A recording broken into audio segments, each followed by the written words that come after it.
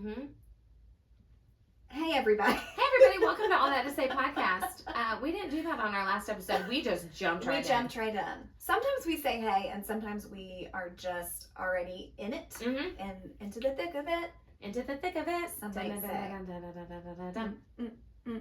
So, but hey y'all. Hey, what are we going to talk about today? Well, we've got a couple different things to cover. Ooh, okay. But something we need to revisit that I have been waiting on pins and needles to hear from you about. What?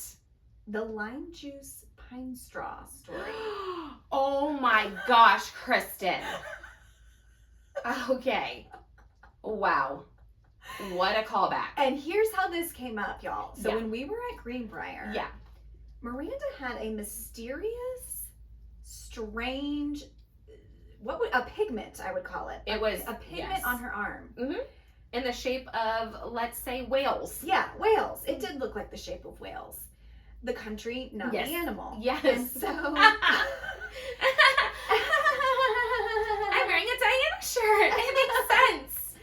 And so I was saying, is this the bruise? Is this your spray tan that got in the crease of your arm? We were trying to figure it out. And then you said, remind me, I have to tell you the lime juice pine straw story. I said, I don't know if this is lime juice pine straw part 2.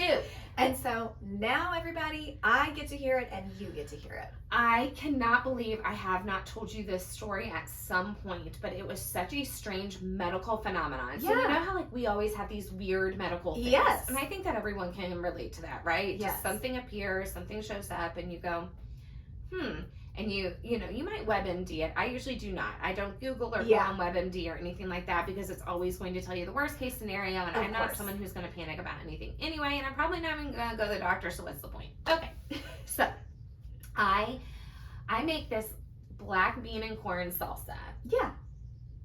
That you love. That's my fave. Are you making that for Saturday? If that's what you would like for your, I was going to ask you what, of all the things I make, what do you want me to make for you? Of all the things. So you think about that. I'll marinate on that. And just know that I am here at your beck and call. Thank you. And I will make any dish you want me to for your party. Thank you so much. You're so welcome. Okay. And so you heard it here. It's on the record. That's another one of our things. What? It's on the record. It's on the record. That's definitely going that could go on merch. Merch, yeah. Write it down. Let me write that down. Okay, so the notes app for this podcast is so out of control and none of it makes sense. But this is the point. The lime juice pine straw is going to make sense here in a second. But, okay, so for that salsa, I have to, and I like to hand squeeze my limes. Yes. And it takes a ton of lime juice. It takes 3 full limes if they're super juicy, if not 4. And I'm rolling and I'm pushing and sometimes you can nuke them in the microwave for a couple seconds to get those juices going. You can stab them with a fork, but you just are going to be squeezing a ton of lime juice out. Okay, so I make this salsa a million years ago. I'm talking in our first house. Okay. I might have had Bella at this point. One baby. So I'm making it and I make the whole thing and I stir it and I put it aside so that Joshua and I can have it later in the day. And he's outside working in the yard. So I go out there and I say, hey, do you need any help? And he goes, yeah, if you don't mind, will you help me lay down this pine straw? And I said, sure, of course. It's the dead of summer. It's so hot, so brutally sunny. Yeah. But, we're out there together. We're working on our yard and our first home. It's cute. Okay? That's really sweet. It's sweet. She's sweet. What did she say? She's cute. Why can't we remember? Hang on, wait. I'm so confused now. She's sweet. She's sweet. That's it. And so I'm out there with him. We're putting down the pine straw and, just doing all the things. Yeah. Whatever Joshua says it needs to, wherever he says it needs to go, it's going. And so I'm out there for probably a couple of hours helping him. It's probably the longest I've ever helped him with the pine straw, by the way, and maybe the last time I've ever helped him with the pine straw. So don't think I'm some sort of like hero here. I mean, you are. This was like a one and done situation probably. So lay it all out. We go inside, in a bit. We clean up. We apparently probably eat the black bean and corn salsa. We do whatever else we're doing. Yeah. Normal day, nothing to think about. Well, the next day or a couple days later, I see on my hands this it just looks like, vitiligo, Yeah. Oh, yeah. where, they're getting lighter. Yes, the pigment. This was yeah. me, Getting the reverse. Getting darker. And it was all on my hand in weird shapes, and then onto my wrist and even down my arm, of just getting darker in these bizarre shapes and patterns on both hands, but more on one hand. Okay. And so I'm like, oh my gosh, I would have been so freaked out. Babe, do you see my hands? He goes, what's wrong with your hands? And it's not risen up like a rash or a burn. It's totally flat. There's Yeah. no burn whatsoever. That's what's crazy. It's not itching. There's nothing except for discoloration. So weird. And so I'm like, what do you think this could be? Cream isn't helping it. I don't even know what to put on it because there's no symptoms. Right. It's just getting darker and darker and darker. And it lasts for so long that I finally go to the doctor. Wow. For you to have And actually gone to the doctor. I know. I went to the doctor and I said to my doctor, I said, I have no clue what's going on in my hands, but they've been getting darker for days, weeks, however long. I don't even know. Yes. And he goes, and he asked me all these questions. Did you get any kind of burn? Were there oil splatters when you were cooking? Like all this sort of stuff. I said, nothing happened. I can't recall anything. The day, and it took a couple of days to appear. Yeah. So I couldn't even tell him, right. it was this day. Right. This is exactly what I did. I just kind of start explaining things to him. I never get a rash. Yeah, I have a little bit of psoriasis, like as a skin condition, but it's always in my scalp. Yeah. I have no clue. It doesn't itch. It doesn't hurt. There was no burn. He said, did you go to the beach? Did you go here? Did you go there? No. Did you start using a new cream? No, of course. I don't even put lotion on me. It's like nothing. Literally, did you change your soap, your laundry detergent? We have run the gamut. We have run testing on me. We are trying to figure out what is going on. He sends me home. He's like, I am stumped, but let me keep working on this. Okay, sure. Couple days later, he says, come back into the office and let's look at your hands again. I come back in. He has another doctor friend come in. They open up the book and they said, we know what happened. And I love that these doctors had a book. I know. So they literally went to a journal. They brought the journal in and they said, did you squeeze, are you a bartender? Oh. Was the question they asked. Okay. I said, no, I'm not I'm a stay-at-home mom. Yeah. Who's, kind of moonlighting in the cake business. Yeah. And he said, okay, do you use a lot of citrus in your cake business? And I said, not particularly. Like, I don't make lemon curds or anything like that. Like, I'm just making straightforward cakes at this point and buttercream, so nothing. No, not really. And actually, this was really early in the day, so I don't even know if I was, like, from scratch. Like, this is before I had a business or anything. This was just making cakes for Bella and her friends. And so, her friends at 1 year old. I don't know, y'all. Just go with it. Friends. What I'm saying is I wasn't using citrus in my cake business. All right? These 6-month-olds were not eating a lot of cake. Fact check. I know somebody's going to be like, well, actually in your first house, that was in 04 to 06, and Bella wasn't even born yet. It's like, y'all, what is time? I don't know. You expect me to remember these things? She was born in 06. I got that. It's someone who says they don't listen to the podcast, but they are going to correct you. Yeah, of course. Then show me. Go ahead, comment on it. You know what? Give me the engagement. I'll love to go back and forth with you.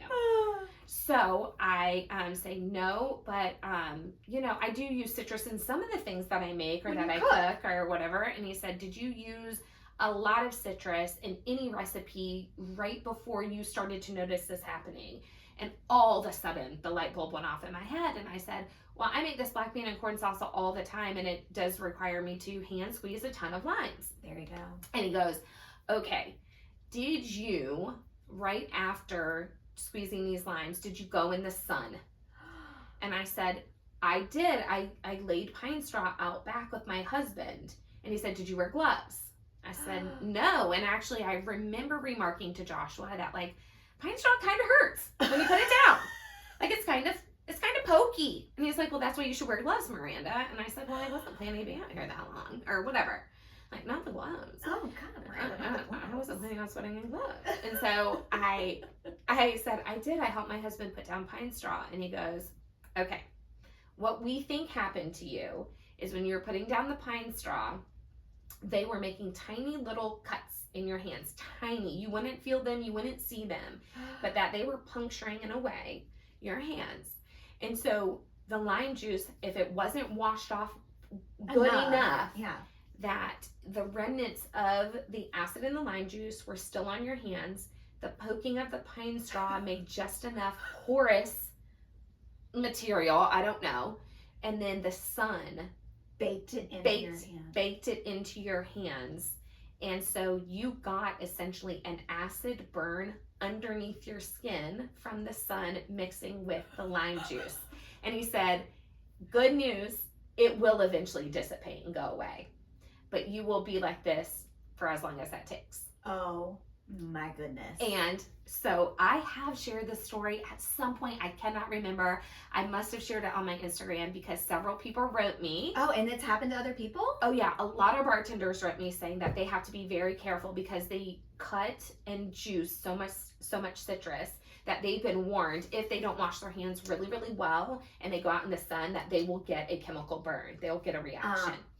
Not only that, but someone else wrote me and said, I know exactly what burn you're talking about, and it has a specific name, and I can't remember, because several women said that they get it on their upper lips when they drink margaritas at the beach. I'm not kidding. I'm so glad you told me I know. So let this be a PSA to y'all. Oh my gosh, you guys.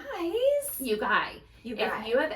Listen up, podcasts. I'm here to change your life. If you are someone who listens, thank you for listening. If you're someone who drinks anything that has lime juice, lemon juice, like so many of our cocktails do, and you're in the sun, just know that that acid is reacting with the sunlight, and that is what is going to cause you a burn.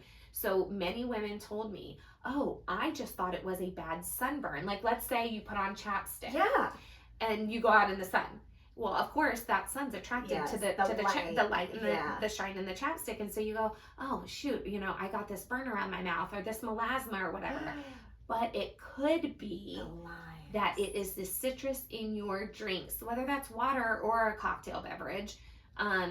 Just be very careful. So you want to be drinking either in the shade or lather up that sunscreen all the way around. Or better yet, sacrifice the wrinkles, drink out of a straw if you're going to be drinking in the direct sun.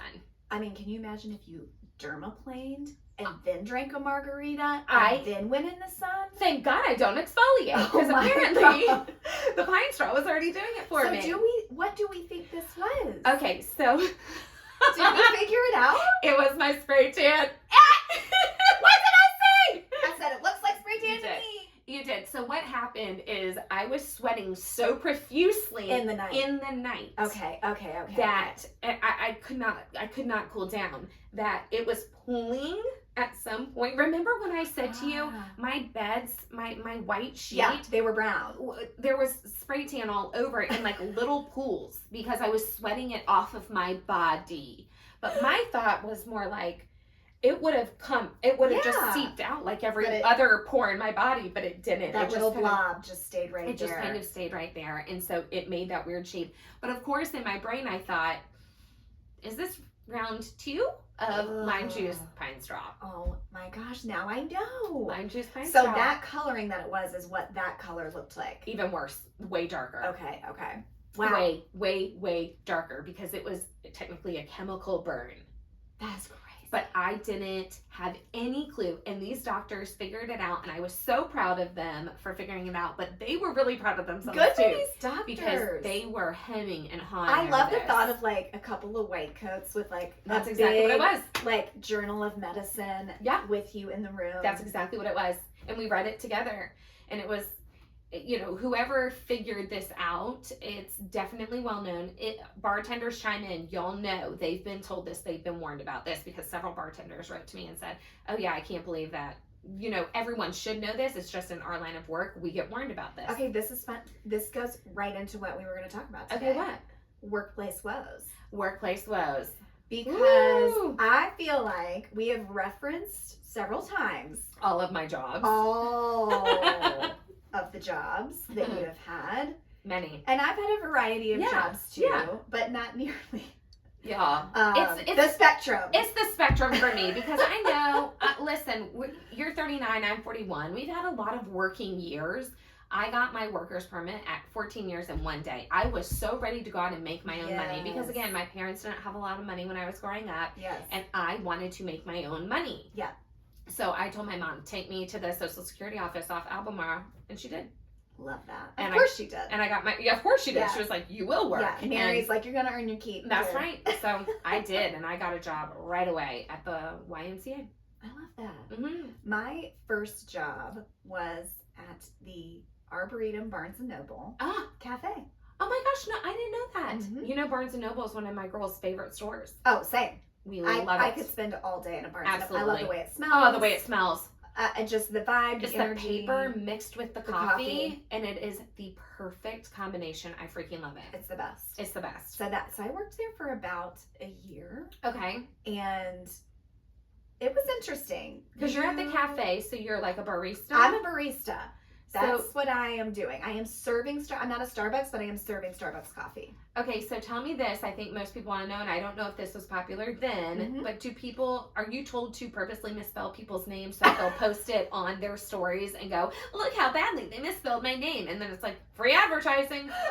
No. And now that I think of it, I don't even think we were writing names on cups then. I don't think we were. We were just calling out and sending it out that little window there. Was there like a sticker of what it was supposed to be on there? Maybe. A name could be on Honestly, there. at that time, Starbucks, so this would have been year 2000, Starbucks still wasn't quite the craze that it is now. I mean, it was popular, of course, but especially here in the Carolinas because it started on the West Coast. Sure. People were getting coffee, but we didn't have a line, 10 deep or anything like that. Right. It was never like that. It was not a phenomenon. Like the way No. that people talk about being addicted to Starbucks, I can't wrap my brain around because I'm not addicted to Starbucks, and I don't drink coffee. Yeah. I have it very sparingly mixed Yeah. into something like this. Try doesn't even have an espresso shot in it. Yeah. But I really do struggle to wrap my brain around the fact that people spend that much money Oh, yeah. every day. Every day. Sometimes multiple times a day. When I think, but you could make this. I know, but there is something about The convenience, of course. and I think the taste of a cafe coffee. Yeah. There's a feeling that people get. Of That's what it course. is. People Oh, are addicted to the feeling of shaking your eyes. Yes. Right? Yeah. Having your little iced coffee. There's something Walking about around with the it. cup.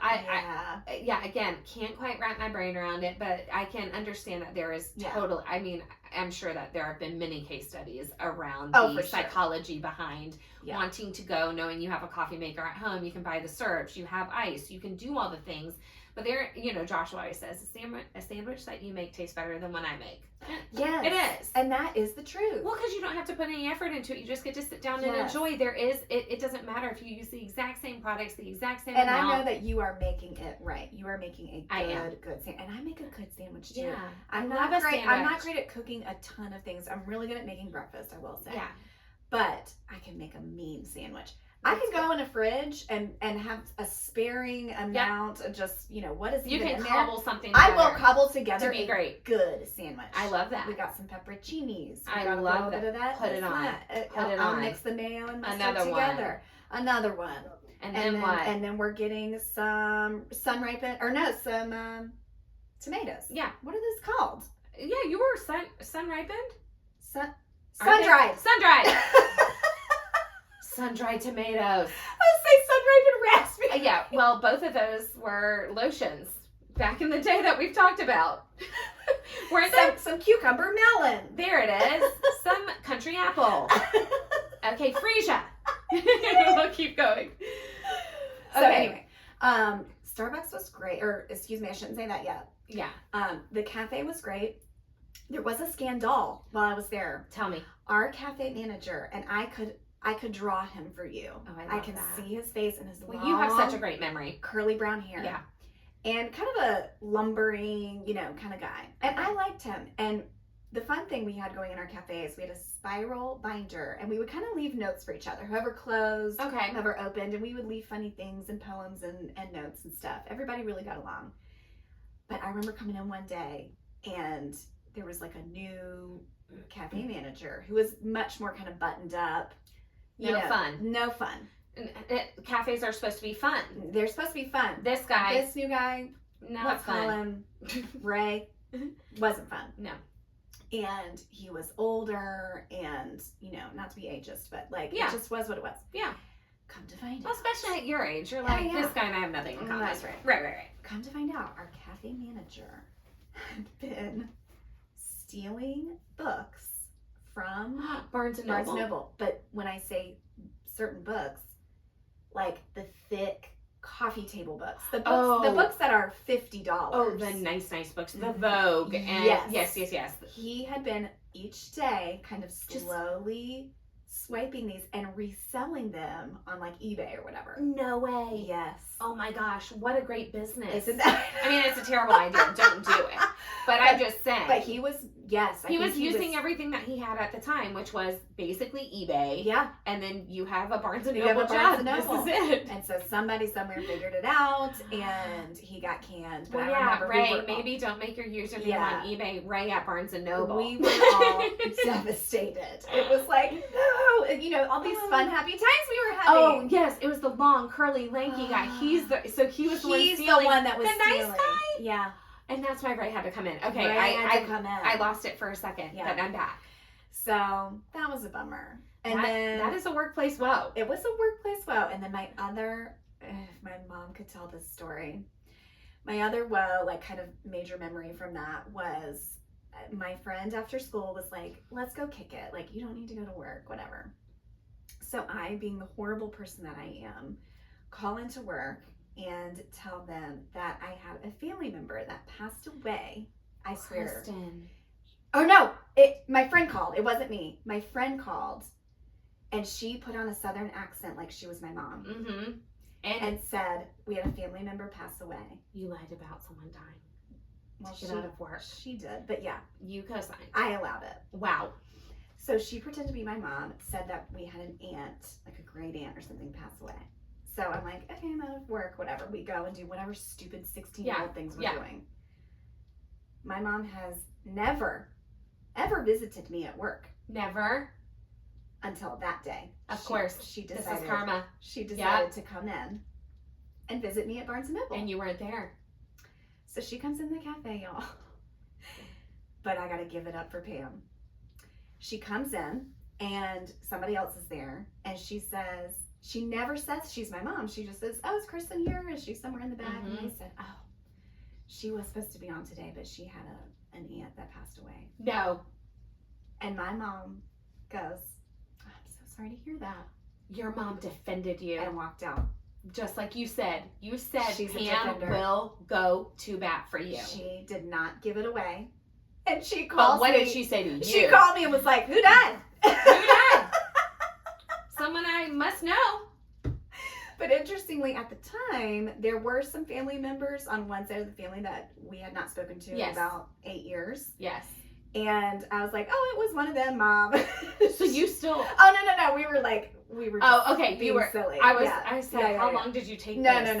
And she was like, Kristin, what are you doing? I didn't get in big trouble You for didn't. it. I did not. I said, well, my friend is the one that called, and she wanted to hang out, and so she called and pretended to be you, and she was just like, don't do that again. Don't do it. She didn't give me away.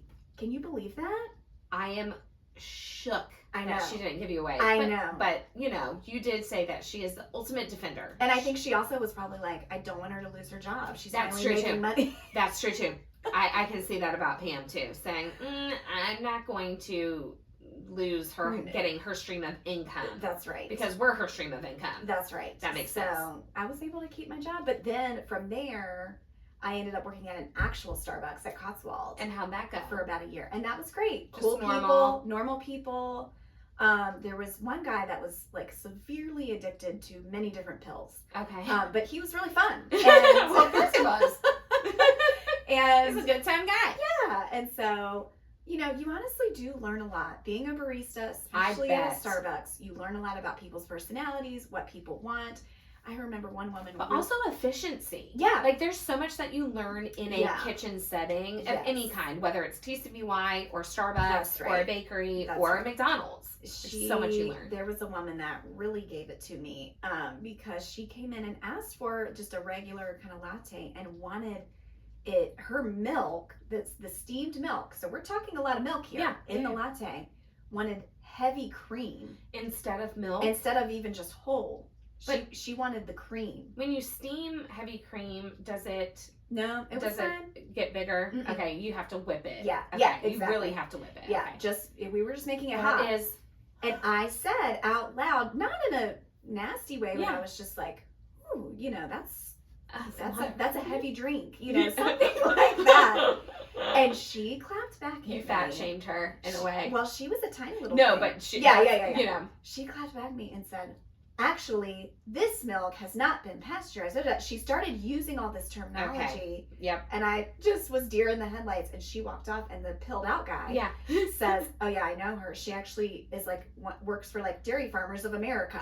She knows milk. She knows her stuff. And she knows that the best thing for her to drink was the heavy cream. Isn't that bizarre? Are any of y'all getting your lattes with heavy cream? We need to know. Let us know, because she had a lot to say about it and whipped around, took her drink, and stomped out of there. I didn't mean to offend. I'm sorry. Well, no. I mean, of course you weren't trying to get anyone. Oh, did y'all get tips at the time? We did. We would get tips at the time. Were they good? The tips were good. Yeah, we'd have our tip jar, and we would all split it, whatever, what am I saying, shift that you were on, we'd split that up. And I've never worked at a job that has tips. Didn't you say you changed the urinal cakes at TCBY? I sure did. Sure did. But I was wondering if you remembered that conversation. But you didn't get tips at TCBY? I don't remember there being a tip jar, and this wasn't the time when you would add tips to the receipt or anything like that. But yeah, I worked at Tell TCBY. us about that. Well, I worked at TCBY over in McMullen Creek Marketplace. Is that what it was called? McMullen Creek Marketplace, but over right next to the movie theater that used to be in there. So we're talking Highway 51 in between Carmel Park and Park Extension. Yep. And so there was a TCBY back in there, and this was job number 6 because I always had 2 to 3 at the exact same time. And so yeah, I worked at that TCBY. I remember you used to have to make the parfaits and the cappuccino chillers, and you had to make the cakes too. Yep. So that's funny. That's how you got into the cakes. I never thought about the fact that I used to have to make TCBY cakes at TCBY. And then I eventually went on to have a bakery. Wow. Wowie zowie. And you had to be in the freezer. So you had to make them inside the freezer because I can't explain to y'all how quickly ice cream and frozen yogurt. Is it called frozen yogurt? Yeah, froyo. Yeah, best frozen. Okay, got it. TCBY means the country's best. The country's best yogurt. Yeah. The country's best yogurt. But it's frozen. But I just wanted y'all to know that's what TCBY stands for. If you ever didn't know that. The country's best yogurt. The country's best yogurt. Love that. Wait, so you had to make this standing in the big freezer? Yes. Yeah, the walk-in freezer. Oh, no. Yeah, because it melts too quickly if you don't. And so that is just coming back to me now. This is crazy. It's all coming back. It's all coming back to me now. I was cold in there. I bet. So yes, and what was the most disgusting part about working at TCBY is that the male restroom in that location only, I believe, had a urinal. Now, if it had a stall, I don't remember it because I was so traumatized by the urinal. But where would they poop? They had to have had some kind of potty. Yeah, I guess so. I just don't remember the stall. But the urinal was disgusting because they had what's called a urinal cake on it, and that's what kept all of the pubic hairs and any other chunky things out of getting in the drain. That's what got you into cakes? Those urinal cakes? Now it's really all coming back. It was the urinal cakes, then the walk-in freezer. And then I said, I gotta have my own bakery now. I gotta do it. So third time's a charm. That's it. And so these urinal cakes would be so disgusting, and I would just think, I can't believe this is my life. I Mm-mm. can't believe I have to clean these out. You have to rinse them out and scrub them so that they then do what they're supposed to do as urinal cakes.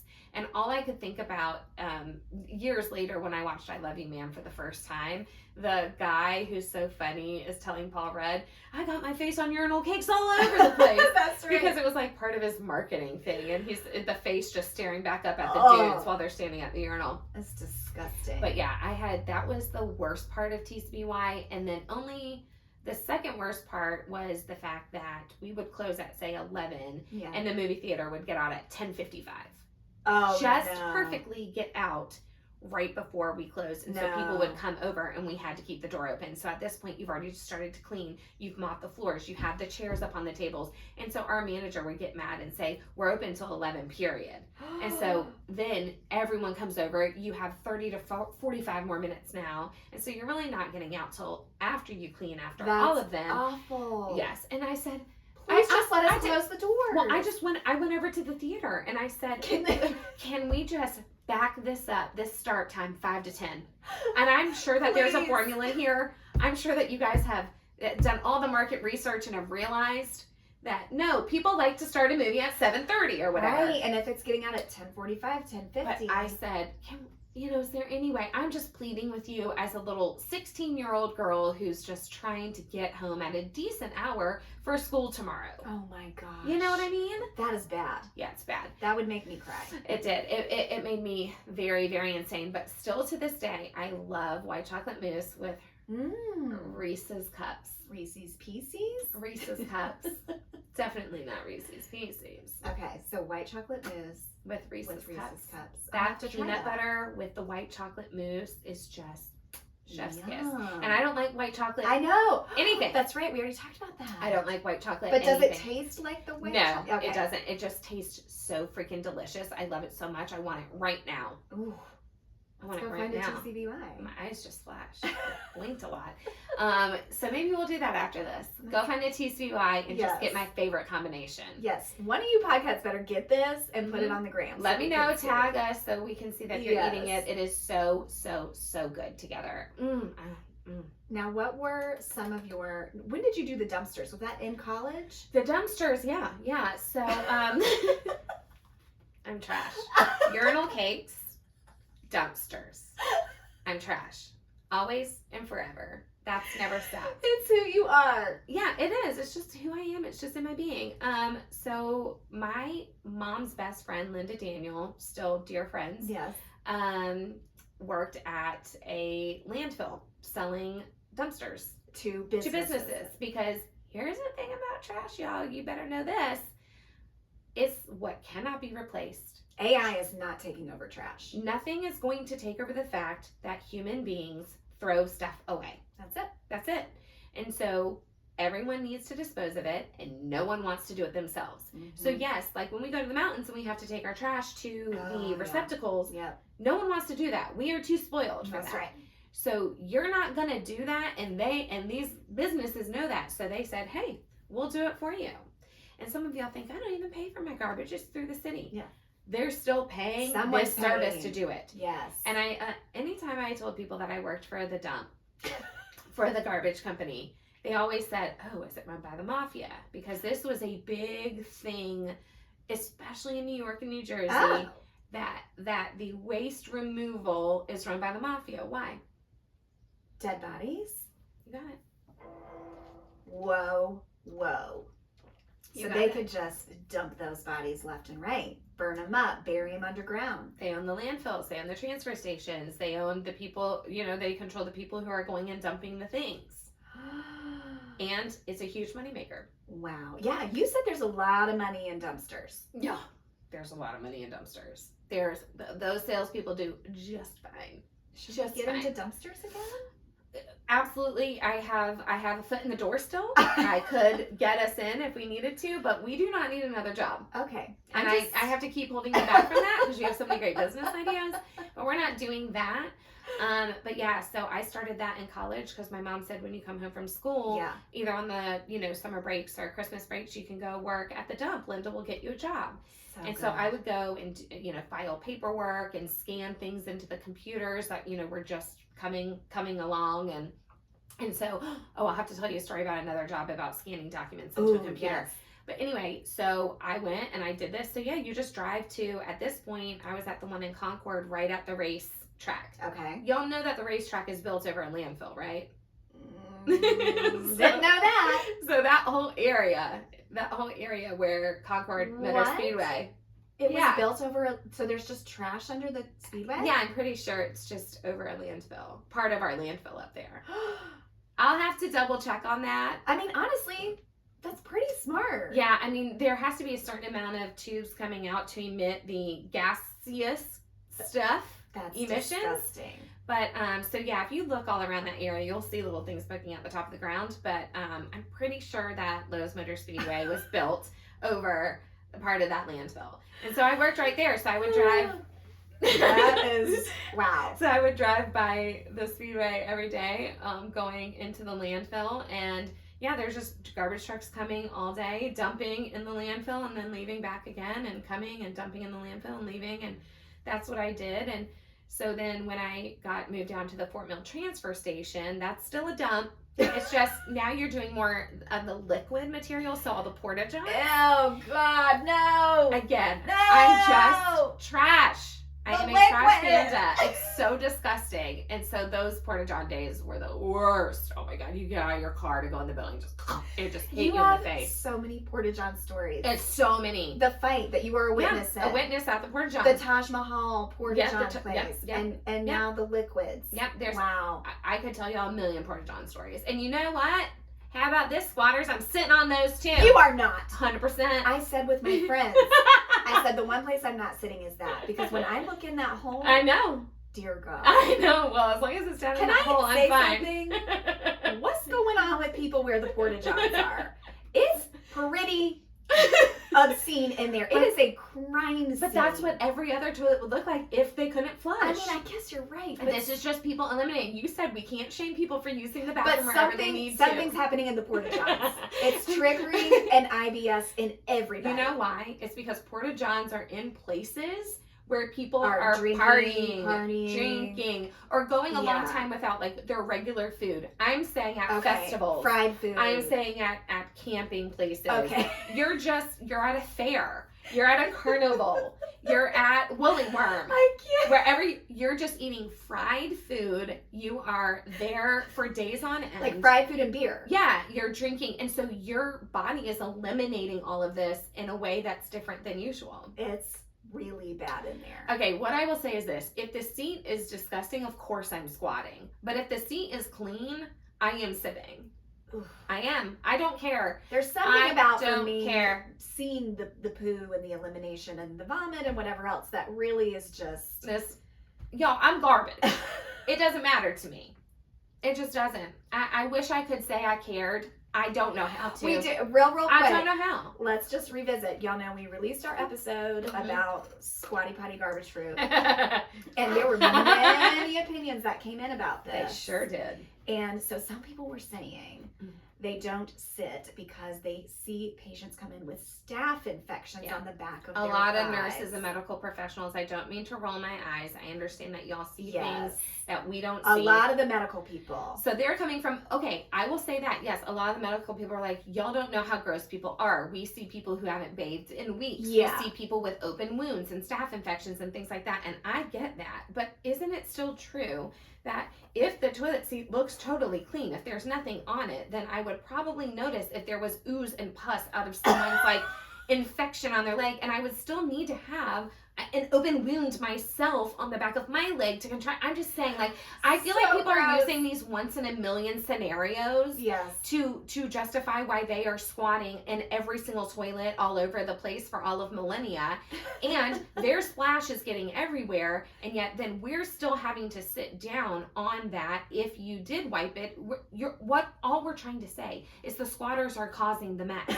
The squatters are causing the mess. And that's what so That's all we were trying to say. I talked with some friends while we were at Canopy about this. Yeah, because and you've got some squatters in that we group. got some squatters, and they said it's not the pee the probability of pee, it's the infections and the diseases and the things we can't see with our naked eye that are probably on that seat. And to that I said, well, our point is more you still are the ones causing the mess. You're still the ones causing the mess. Whatever is keeping you from sitting down on that seat, Right. what we are trying to say is you're still the ones causing the mess on it. Yes. And so we just need y'all to own that and say, and some people said, well, we just believe everyone should squat because no one would have to worry about that. Yeah. Yes, some people said that. I just felt like if everybody's done. But whatever. Y'all are apparently going to continue to squat. We're going to continue to sit. I've never had anything on the back of my leg. I promise you. Scout's honor. And if I did, I wouldn't sit down on it. I don't know that I'd be going to the public restroom if I had open gashes on the backs of my legs anyway. Look, I just told y'all that I tried to fix the weird thing on my hand. So clearly I'm a responsible human. I feel like we are inviting in something to happen to one of the backs of our legs. That's true. And I will let everyone know if that's the case. We will. And I will say, put me on the cross. Yeah. Like Christ. Like Vicky Gumbelson, just nail me to the cross. Okay? But just chill out. Chill out about it. And I get, and some people are like, I am just such a deep germaphobe. Many people wrote in, we're just a deep germaphobe. No matter what, if I can avoid, somebody said, I will squat on a potty at like a Walmart. I will sit on a potty at a Nordstrom. And now we said that. Okay. I died. So you're a pottyist. Yeah, a pottyist. Add it to the list of things that, But the amount of people who said, I just want, I just don't want there to be pee on the seat. That's why I squat. You're the ones getting the pee on the seat. So if you're the squatter who said the only reason why I'm squatting is because the pee on the seat, you're the ones getting the pee on the seat. And as long as you know that and you are fine to admit that and you say, I don't really care if y'all have to sit on our wiped off pee or not, then I guess that is what it is. It is what it is, Trey, and it isn't what it isn't. So that's my porta john. That's your porta john. So I'm working at the landfill now. I'm at the Fort Mill transfer station with the liquids. With the liquids, exactly. Lots of drains happening down into the ground. You're just stepping over things just strategically. Ooh. And it smells to high heaven. Now, before we went into this one building, we were in this blue house just off to the side. And that blue house was genuinely an old house back in the day. So each person just had a bedroom that they worked in. Okay. Instead of a cubicle. Okay. And a lot of us were getting sick. And so we just thought that we kept passing stuff around, but no, they actually ended up coming in, doing a test and condemning the house because of asbestos. And all of us were just living and working in it. It's no wonder you have your respiratory issues. I know, y'all. So could I have just sued them and made gobs of money? I think so. The statute of limitations is probably already gone. What a bummer. That is a bummer. I just thought of that. What did your parents say? Sue them. They didn't even know what you were doing ever. They didn't know where you were, what you were doing. That's me too. My family didn't know where I was. No. Starting at about, let's say, 10th grade. Yeah. I think, I was the youngest, so it was just kind of like, this is almost over. Yeah. We don't care what she's doing, who she's with, where she's going. They're counting down the days for empty nesting. They are counting down the days. Yep. I was alone a lot as a young child and an older child. Yeah. We'll unpack that on another episode, but could be. But you were out and about. You were Chrissy T on the streets. I was Chrissy T on the streets. Now let me ask this, because when I worked at the cafe, the Starbucks, I constantly smelled like coffee. My car smelled like coffee. My clothes smelled like coffee. Did I smell like porta john? I want to know if you smelled like asbestos poo-poo and porta john. I don't know. I think you eventually stopped smelling yourself. I don't know. No one told me that, but if you were around in those years. Okay, y'all, if you were friends with her while she was Meryl, working, Sandy. did she smell like the poo? I'm trying to think. Dominique. Please tell us. Let me know.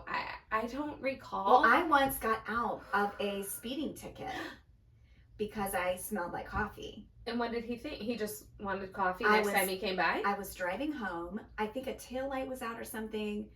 And I was out past curfew because I had the limited license. Yeah. But if you're coming from work, it's fine. Yes. So he pulls me over. Super nice guy. I was on my way home. And I said, sorry. I was like, my dad needs to get that fixed. Just like blaming it on my dad.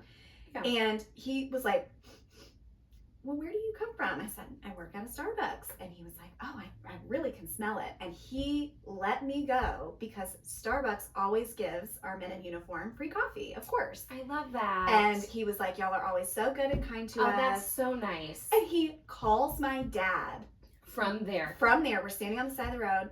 This is Officer so-and-so. Of course, they had a heart attack. oh, I bet they And did. he was like, no, everything's fine. I just want to let you know what a good girl you've got on your hands.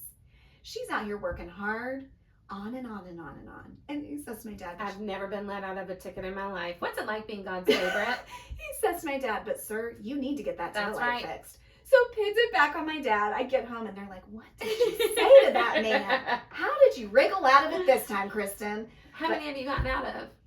Everyone? No, not everyone. Okay, but you you know, got when out. my windows were too dark, I got a ticket. Oh, that's right, you did. But Yeah. but for the most part, are you getting out I of them? mean- Is this the only one you've gotten out of? No, I've Okay. definitely gotten other tickets. I've gotten other tickets, and I've gotten out of some. It just depends. I'm batting 1,000 on the pullover and the tickets. Just know that. No one. I was 9 months pregnant coming home from my sister's one night, and a cop in TKK thought I rolled through a stop sign. Again, it is late at And night. you were super 1 a.m. pregnant? Yeah, super pregnant, 1 a.m. I was leaving her house and going back to mine. Just lost track of time probably. And anyway, I didn't stop for 3 complete seconds at the stop sign. Yeah. And I said, I'm so pregnant. so pregnant. Clearly I haven't been drinking. Like that was his first question. I said, sir, I am a whale. Yeah. Anyway, got a ticket. And still got a ticket. So nasty. But this was and in so South rude. Carolina. This was in South Carolina. They're- Okay, they're so strict They're there. strict. And so is Virginia. That's a hot Yeah, tip, yeah. You y'all. don't want to. You do not want to speed in Virginia. No. Plus, it's a sister state to hers, so they can do all the same laws, and so yes. it's not like, oh, it's out of state, so it's going to be a No. lot less No, no, penalty. No. It's all the same. If you do not go more than 5 over. No, We have learned that. don't. And we like to. Yeah. I like to go 9 over. Yeah, I'd like to exactly go 9 over too. 9 over, and also because- my cruise for it too. Yeah. I'm not going to go crazy, but I am Yeah. going to be a 9 over. And please get out of the left lane. So I don't smell like poo. I don't think we're going to get a check on We're that gonna get a from the check on people in that. my life. And so we got let out of the asbestos house, and we were put in just like another office building. And I became a construction rep, which means that Yes. now I'm dealing with a big, what's called a roll-off dumpster. So that's when it's open on the top, it's real long and Yes. rectangular, and they literally lift them onto Love the those. back and they roll them out and dump them. So I was on the construction side, which meant I had a Nextel phone. Do you remember Nextel? Oh, yes. Oh, So my gosh. Nextels were a cell phone. Hi, young people. Nextel is a cellular phone company. But also, It was a walkie-talkie Walkie-talkie. / cell phone. that's right. And so you would push on the side, just like, okay, young people, walkie-talkies are toys that we used to have in the 80s. You'd push the button on the side. Yeah, you'd and it push- goes, Yep, boop, and you would be able to talk to your other friend because you certainly didn't have cell phones or No. anything of the like. And you could talk back and forth within a certain range on a certain channel. yes. Does that make sense? Yeah. They've seen it in a movie, hopefully. Yeah, they've You've seen it in a movie. And like a Jurassic Park or something. Yeah. Yeah. So Nextel combined a walkie-talkie with a cell phone because you didn't always just want to have to talk to people if it was real quick. So people could beat me Yeah. from far away, but they had, improved now because it's part of a cell phone. Yeah. So someone on a job site, say 20 miles away in It's Ballantyne, amazing. could beat me and I could write, yes. And they would say, we need a dump and return as soon as possible. Mm. And I'd say, okay, I'll try to get that scheduled with whatever, the dispatch. And so I did that. Then I also scheduled getting, if a new build was going up, which of course there always are new builds in Charlotte. And so I would, schedule for this dumpster to go out. And what always goes with a dumpster, what else is a foolproof business to be in? What? Every job site needs a dumpster. And a porta-john? You got it. And we're not going to get rid of porta-johns because Nope. we all got to pee and poo. That's right. So Everybody's worried about AI. everything comes back But- to Porta-Johns. But Everything But comes back it to Porta-Johns. does. Because everyone needs to release. We've got to eliminate. Yep. When we were in Versailles, we left. Are you- Y'all, when Kristin was in Versailles, put it on the world map. Kristin is not going to tell us a story about Versailles. We learned that towards the end of the days of Versailles, like things are starting to get ratchet. Yes. The government's Yes. falling apart. It's But- literally crumbling. Yeah. So that's where, the king and the queen, but like the aristocrats and their like highfalutin friends, everybody lived and they would party so much and, it was just fabulous. But they began to just pee and poop like in the corners of the palace. That is. It used to be like, oh, we would have disgusting. buckets and we would have the Yeah, servants yes, taking in and out. yes. But things just started to become so unhinged. They were just peeing and pooping in the hallways. Well, Like, they probably didn't have servants they anymore. didn't have any servants. So it just got so nasty by the end. So nasty and so rude. These highfalutin, Yeah, aristocratic people. Hitting in the corner. That's right. They'd get up in the night and just find a corner and go. Oh my gosh. They needed you. This is what I'm saying, y'all. If you want to get in a business, porta-johns and garbage removal are always going to be there. Computers are not going to replace them. No. And people will spend any amount of money on those things. That's right. Because they're not going to do it themselves. There's no other option. So That's just right. know that. Know Okay, that. that's a pro tip here at ATS.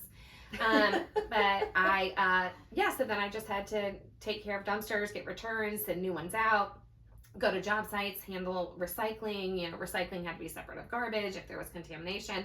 So I had to handle all of that. So basically I just helped people remove their trash from wherever it was, and I did it all at a landfill or a transfer station.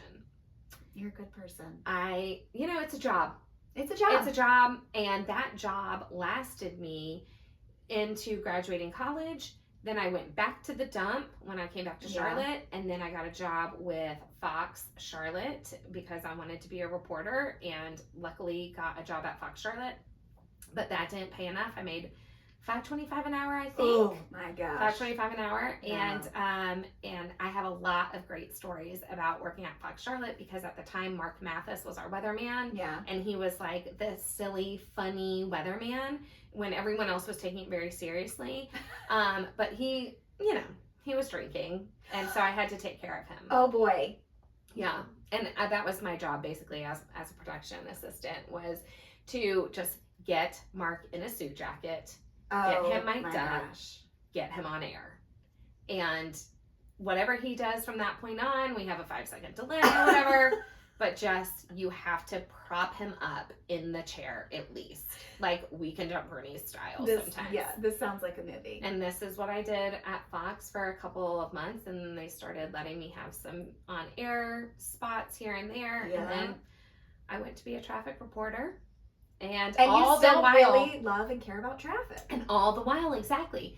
All while I was at the TV station, I wasn't making enough money, so I was still going back to the dump in the middle of the day. So if I worked, I know. Y'all see why I keep it humble, okay? Ask the TV people if you smelled like trash. I will. Know. You know what, Ashley Anderson, you are still my friend. Yes. You can let me know if I smelled like trash. Let us know. But I would go from the dump and then have to come into the TV station for my night shift, and then go home and sleep for a couple of hours, then go back to the dump, then come back in. And then when I switched to being a traffic reporter, I had the worst shift in all of TV, the split shift. So the split shift is when you have to do the morning and the afternoon. Ugh. So what you'll notice is there's either morning and midday anchors, or there's nighttime anchors. Right. The reason why you don't see the same person at 5 a.m. and at 11 p.m. They'd be exhausted. But that was me. So I had to do. So News 14 didn't want to pay for 2 separate traffic reporters. Wow. So they had me do the split shift. So we had just gotten married, and I was up at 2 a.m. to get to the station, to get showered, dressed, makeup, hair, because you can't just roll in, you're on air. No. And then I would be in the station by 4. I'd prep all of my maps, get all of my reports for where accidents have happened, where construction is overnight, things like that, any road closures. And then I'd go live on air for my first hit at 5:04. I think, was it traffic on the 1s and weather on the 4s? Maybe I was 5:01. Yeah. And then I'd be on all the 1s, so 1, 11, 21, 31. And so I'd have 6 hits an hour for 4 hours in the morning. Okay. And then I would go to the dump straight from there. So I'd leave at 9, get to the dump by 9:30. I'd work the dump 9:30 to 2:30. And then I drive straight back to the station, get there by 3, prep all my maps and everything to go live at 4. And then I'd be 4 to 8 p.m., I believe. That's doing my hits. And then I would finally go home at about 8:30 or 9. And then I would see Joshua for as many minutes as we could. And then I would try to go to bed by 10 or 11 just to have time with him, and then I'd be up 3 hours later every day. You'd go to sleep in that tiny bed y'all had. Yeah, in the tiny bed. Yeah, the tiny bed that my Uncle Pete's grandma died in. That's the one that we were gifted for her wedding to sleep in. I'm trash. I don't know any other way ways to explain this to y'all. This is why when people go, oh, don't you care about nice things? No, I don't know how. I truly were y'all gifted that bed? Because it was so pretty. It was No, so but pretty. didn't you say it was like small? Oh yeah, it's teeny tiny. So this, well, it's from like the 1800s. It's so tiny. So it was just like, it was short this way because it was made for tiny people. You know the bed you see in the Biltmore? Like that's this woman's size. And it was a full, but it was short because it was just tiny. And so Joshua who's 6'1", when he had to be bent like this. That newlywed Every night he was bent like that. And then I was just trying to find some sort of position in next to him to get my 3 hours and 14 minutes of sleep. You were living the dream. Living the freaking dream. And so, my Uncle Pete says, well, I have this set. It's beautiful. And I saw it, and I always loved this set of furniture. And you love, the vintage look. I do. I just love it. And I love a memory, right? And so he gives it to me, and he goes, but you're going to need to get a new mattress. And I just thought it's because it just needed a new mattress, you know? So we went to Original Mattress Company because they had to custom make the size because no one sells tiny bed sizes 18th anymore. century mattresses. Exactly. And I did later find out, and now correct me if I'm wrong, but I'm pretty sure I found out later that like she died in her sleep. And so I am glad that we did get a new mattress, is all I'm saying.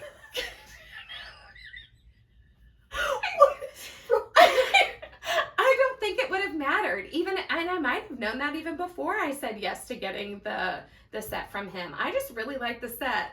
You know what I love? And I did. I took it. I said thank you. Something that people don't know about Josh. Y'all gotta learn this. Right here, right now. Okay, podcast, listen. Josh has one expression. Yeah. He's like a golden retriever. Yeah. Where happy, sad, indifferent, angry, whatever. It's all the same face. Josh is... So, just you telling this story and like just us laughing about it. And he's like this. If Josh was here, like helping you retell it, it would just be a blank, unemotional, uncaring. Yeah, that's the thing we did. Yes. We did that. He just goes along with it. I don't think he expects anything different.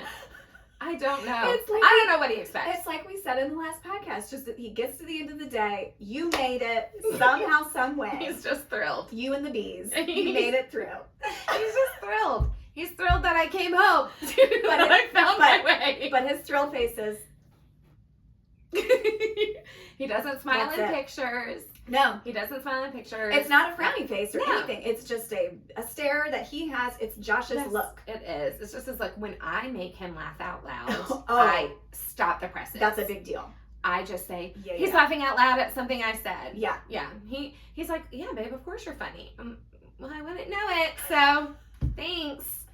He goes, I laugh at, what's really delusional is he goes, I laugh at you all the time. Well, no. He's laughing in his mind. Yeah, he's laughing but inside. Every now and again, one's so good that he gets it. It bubbles out. Yeah, and if his shoulders start to shake, it is something to behold. That fills your love tank. It does. It does. Anytime he can emote to me about something, I'm into it. Now, he emotes it. Baby, you look hot. Like, trust me, he emotes about something. Yeah. But it would be nice to see him emote about just, me clothed. Yeah.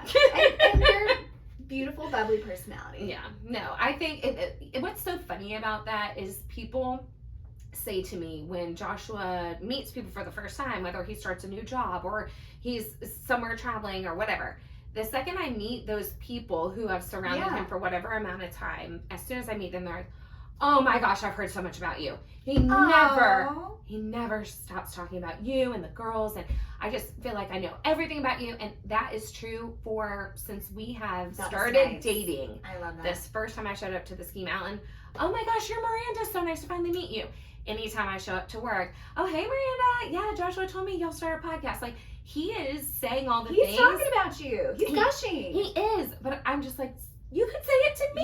Yes. And he goes, babe, you already know how I feel, that sort of thing. And so we can get on a hamster wheel a little bit about that, going round and round and round. I think we need to have like a love languages podcast episode, because we've talked a lot about this and what we need and what our partners need, even our kids. Like, for sure. And friendships and everything else. Yeah. So, I mean, listen, is still, for all the things that I'm like, I wish that you could do that better. No. He's amazing. Such a good sport just in my life.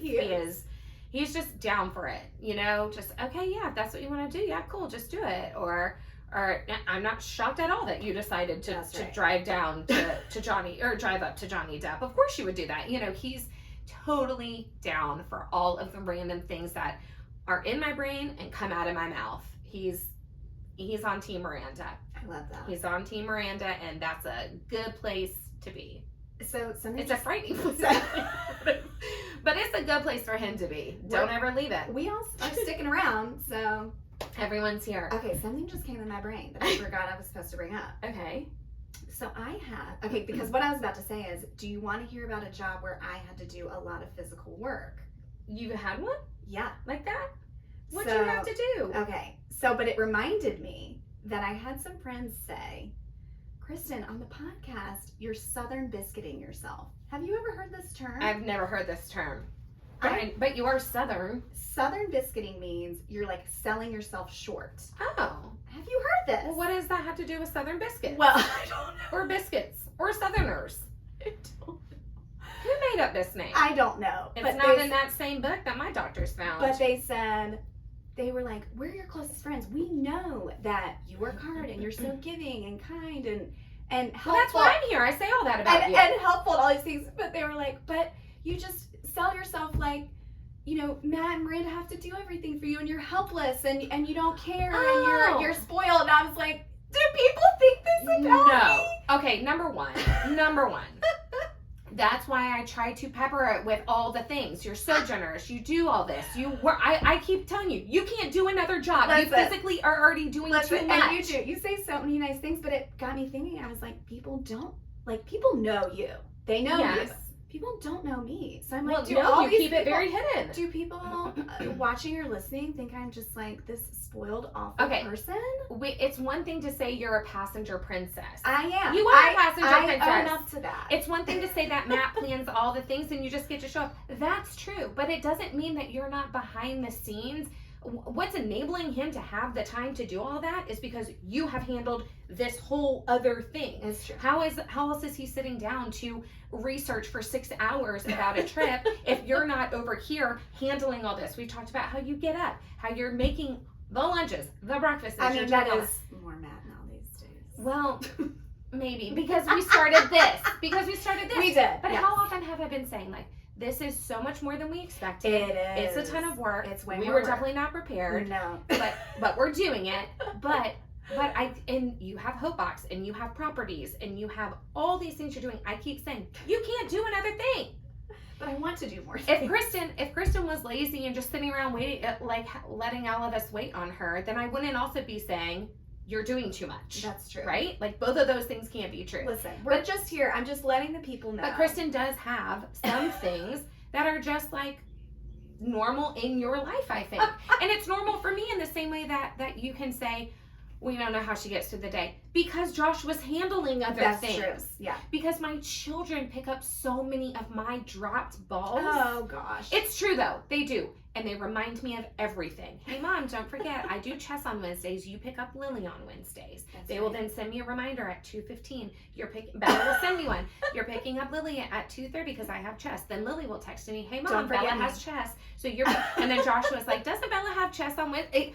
Everyone is around me, helping me get the things done in the same way people are helping you get things done and you're helping them get things done. That's right. Also, I think I've said a million times, I couldn't have done this without you. There's no way this podcast exists without you. I'm ready for you to take over. And I'm just going to be like, ha, ha, ha, just training in. I'm ready just to go, yes. So funny. Yeah. Yeah. Yeah. Yeah. Yeah. I'm ready. Yeah. Know that. So listen, I'm not saying you pump me up and you are so pouring into me. I think it's These more. are their friends. I know who y'all are. I know exactly who was saying this to her. I'm not trying to get them in trouble. Oh, they are with me. I'm going to see them at your party. They're more saying to me, Kristin, listen, don't sell yourself short. It's not that you don't care for others or don't help, because you do those things. Of course you do. I know. It's I very wouldn't be sweet. your best friend if you weren't that I know, person. and that's true. But listen, Because how does someone like me be attracted to someone like this? No, I'm saying seriously, because on the outside, we've talked about this, where I could have had a snap judgment and said, true, this is too perfect. Like, there's no way I can relate to her. I'm a trash panda. And But instead, I talked to her for trash 1 minute, together. and I'm like, oh my God, you're just so great. Can I be your friend? So anyone feels that way with you, but no one would be attracted to that if you were just some pretty princess up on a pedestal who doesn't have to lift a finger, because that's not attractive in friendship. well, listen, all that to say, I've had a heavy lifting job. You ready? I'm ready. And I can't wait for these friends to hear about it. Oh, no, they apparently already know about it. They don't. I don't think they know this. One friend does, and her name is Meredith Monday. Oh, well, we know Meredith. Okay, so, and I'm actually going to call this company out. I don't work for them anymore, and I don't care who hears this. Okay, great. My cares are at -0. We zero, love zero, zero. a 0F Kristin. Okay. So I worked for, let's say, for about a year for Red Hat Incorporated. Red Hat Company is an open source software company. Okay. Based out of Raleigh. Okay, I'm like, does it sound familiar? But I thought you were saying Red Hots, like No, the candy. no. I was their shipping manager. And then I thought Red Hats, isn't that like the Red Hat Society? Yeah, okay, got it. But Red Hat's like a software company. Okay, got it. So I go into, they have posted a job, and it's kind of posted as administrative-esque type of job. You're going to be helping a little bit with reception, a little bit with administrative stuff, but you're working for the facilities department. So we are making sure everything is running smoothly for all the salespeople, all the engineers, everybody. Great.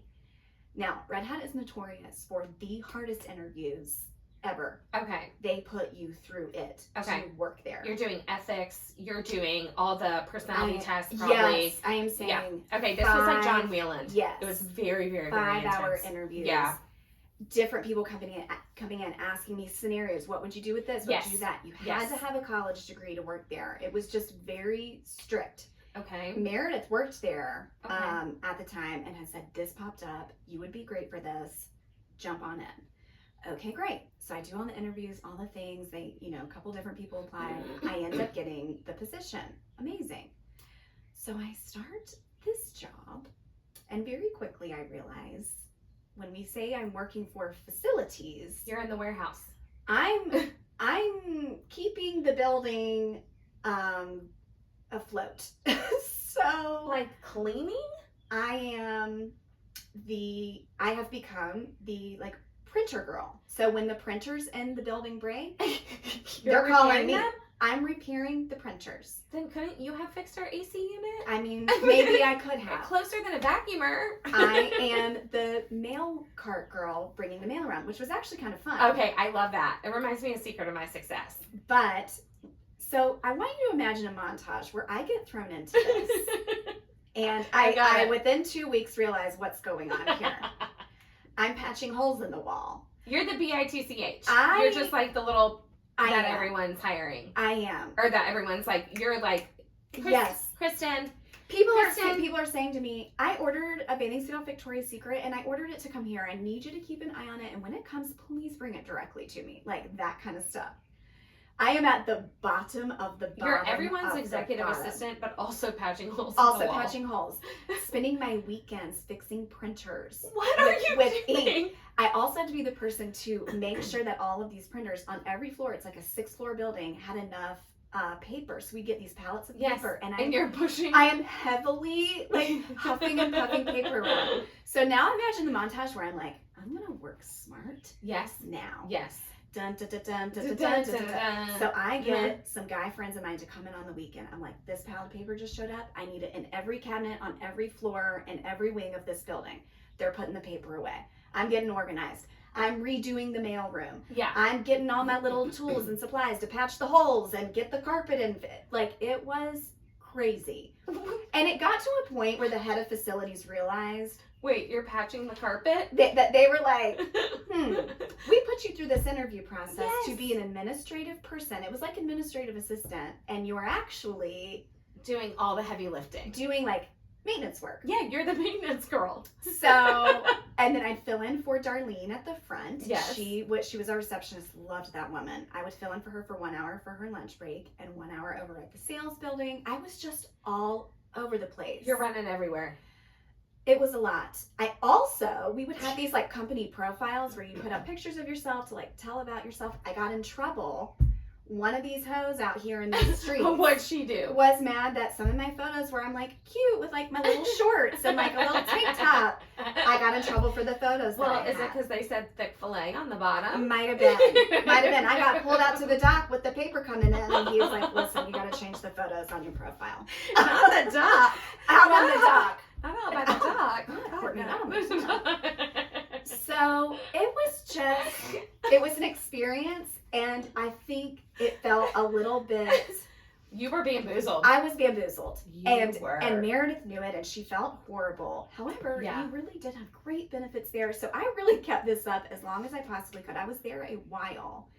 We did retreats and different things like the facilities department. But y'all, when I left, Meredith a week later sends me a screenshot and is like, "Well, they reposted your job. You want to see what it's called?" I'm dying to know what it's called. Maintenance man number 2. Maintenance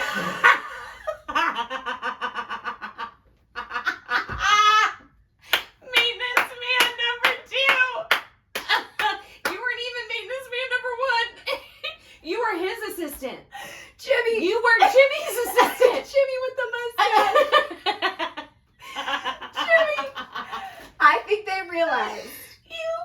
You've got to be kidding me. Because the description of the job was all the things I was doing. This is insane. I was maintenance man number 2. And the reason I'm calling y'all out, Red Hat, I'm just going to say it. Do not require someone in that position to have a bachelor's degree, to do a 5-hour interview. That's it. That is insulting. There are plenty of people that could have done that job and would have happily stayed there for years and years and years. Yes. And that is what really was grinding my gears about it. Yes, just all the things that you had to go through to fix printers. It's come on. You're also like, this is not what I'm good at. Like, that's the thing. I'm sure that you aced it because clearly you were having to do it, and that's who you are. But see how I'm lifting her up? Shut up! Do not. That is not what they said. I can't wait to talk to them on They Saturday. said I was Southern biscuiting myself. Right, but part of Me. Southern biscuiting, whatever this term means, part of that is you self-deprecate as a person, and then the other one who you're speaking with and talking to lifts you up, reminds you of the bad bee you are, and then we don't have to worry about it because someone's there pumping you up. But when you self-deprecate, I laugh because it's funny. Yeah, and you also lift me when up. you said, "I'm tired, I'm poor, I'm I'm overweight," overweight. I It's laughed true. and laughed and laughed. Put it on a shirt. We're tired Oh, of that- I'm overweight. That's definitely going on. It's some so merch. funny. Oh my gosh, I was dying. I don't know if y'all, I know y'all found that episode as funny as we did because we see the comments, but I have listened and re-listened Same. and re-listened. Same. And I don't care if that means that I'm full of myself or if I am a narcissist or whatever you I don't think care. I am, but know this, we are hysterical. That episode was fire. Yeah. We're killing it. No Southern biscuiting here. I should have known this would trigger you. I should. You knew that was I firing should me up. have known. It was more about me saying, "Kristin, you don't." Well, I'm have... going to make it about me. Yeah. I'm just kidding. There it is. And there it is. There it is. And now we said it. Okay. Okay. So that was my maintenance job. I am so excited that Meredith was there to see what the ask was for the next position to be filled. And she was part of, I am me. so thrilled you got to have that justice because you're saying, am I crazy? I feel like I got hired for this, but they've made me a maintenance person. But maybe this is just part of it. It's year one. I got to sit through it. But what's interesting too at Red Hat is there is no dress code. You can wear pajamas there to work if you want. So with a bachelor's degree, with an intense interview process and everything else, but then you can wear whatever. pajamas. So, but you know me, starting out the job, I'm like in my pantsuit, and I'm like, I'm gonna be administrative. And by the end of it, by the end. You are in the thick filet I'm shorts. just in the thick filet. But I did buy some WD-40 on my own dime for my squeaky wheel on my mail cart because people would hear me coming. They'd be like, Kristen's coming, because it was hurry. Yeah. Hurry. Like, don't worry, I got your Victoria's Secret bathing suit, Janet. It was not cool. So I It's oiled not that thing cool. up. And, you know, I was taking care of me. Yeah, that's right. I had to have people step in, and I had to step in for myself. That's right. And you did. To get through. I did. And you did. I did it for You're me. not Southern Biscuit. We need an eye roll sound effect. My eye rolls are so severe. What could that be? I don't know. I'm going to come up with one. Yeah, I do. But Yeah. anyway, We'll chat about it. I just wanted you to know that I have done that portion of my life. You don't have to let me know. You don't have to let me know. Hey, apparently you need to let other people know, but not me, because I knew that. But Hope Box is a lot of work. Hope Hope Box, Box is a ton of physical Hope Box work. is a lot of physical Here's the work. thing. Yeah. Hey, friends, I didn't have to know that because I've seen her bust That's her true. butt here at Hope Box. And even Hearing Benita stuff. Pena when we would do the shows. Benita Pena Ooh. shows. The only time I had to rescue her physically is when she was pregnant and Pregnant. couldn't lift things. In Alabama. But we are setting stuff up. We're hauling stuff away. It was a Same lot. here. These boxes weigh so many pounds. We're moving and shaking and taking them to the post office and everything else. I've seen you do all this, so I don't need to know. I've seen it. I'm dying. You want to wrap this up? No, I want to talk about more. My glass is higher. My glass is higher as a friend. I already knew. She works hard. No, I get it. They're all gonna say something. I'm gonna get a separate text after every You will. after they hear this one. I know what y'all were trying to say is, Kristen, don't talk this way about yourself. I'm just letting everybody know, including the girlfriends, that if you are saying any of that stuff about yourself, I hope that I'm coming behind, lifting up, You are. building up, You're supporting, great. and everything else. But every once in a while, it's also okay just to say to what just it is. giggle and to just, But yeah. it is. I am a passenger princess. 100%. You do just get to go on vacations and show up and know what your Yes. fashions are. Like, Yes. that is fine. That is part of what is so endearing about you. That is fine. That is what's funny. In the same way that I just get to like go through life knowing that a lot of people are going to support and take care of me and remind me of Yes. things so I don't F up all the time. Well, or send you $5 so you can go on this. That's amazing right. trip. Like, look at this. Like, this is crazy what's been happening in just the past couple of days for me. Yes. So I just want people to understand that we are allowed to make fun of ourselves, poke fun of ourselves, because it would be absolutely impossible to listen to two people say how incredible they Well, are that's true. all the time. That's true. No Like, one wants to hear that. That would not make an amazing podcast either. So let us poke at ourselves a little bit and just know that we're okay. That we know we are clearly confident about ourselves enough to put it out there for everyone to It's judge true. and jury, but then also to say that we think we're amazing at this. Yeah, we're not lacking in the confidence department. Nope. No. So neither Southern one of us. biscuiting might be a projection. And now I'm mad again. Oh No, I'm just kidding. I I'm just kidding. I'm just kidding. no! I was going to say, Just just joking. quickly, do you have one? I mean, there's so many jobs. We'll have to do this again. But is there one more that you would want to make note of? What I will say is I was a waitress for one day. Oh, tell us. I was a please. waitress for one day, and this is the one job that I did have a tip on. And this is why I've never worked another job with a tip, and I'll tell you why. Because my girlfriend Alexis, Okay. her family, so I cheered with Alexis at Appalachian. Her family used to own a restaurant in Gatlinburg called the Mountain House Restaurant, I believe. Okay. And it was a kind of breakfast all day, mom and pop. Her parents owned it, ran it. Her mom was Yes. the hostess. All Yes. of the sisters, she has 3 sisters, all of the sisters worked there as waitresses growing up. Then all of the kids, grandkids. Love that. And it was just a staple in Gatlinburg forever. When that fire ripped through, Yeah. it took out and burned down their restaurant. Oh, It was my so gosh. devastating for the family, but at the same time, her parents were kind of right on the cusp of retirement age anyway, Okay, and they were okay. thinking about it, and this was just kind of the little push that they needed, and I'm so happy that they get to live out their dreams. Good for now, them. right? They Okay. put in so much hard work. You know how hard it is to run a restaurant Oh, yeah. day in, day out, in a tourist Yeah. town. That's it. You don't Okay. get a break. You 365. never get a break. No. And so I'm so proud of them for being able to do that anyway. But when I went home with Alexis one day, she said, if you come home with me, you have to work the restaurant.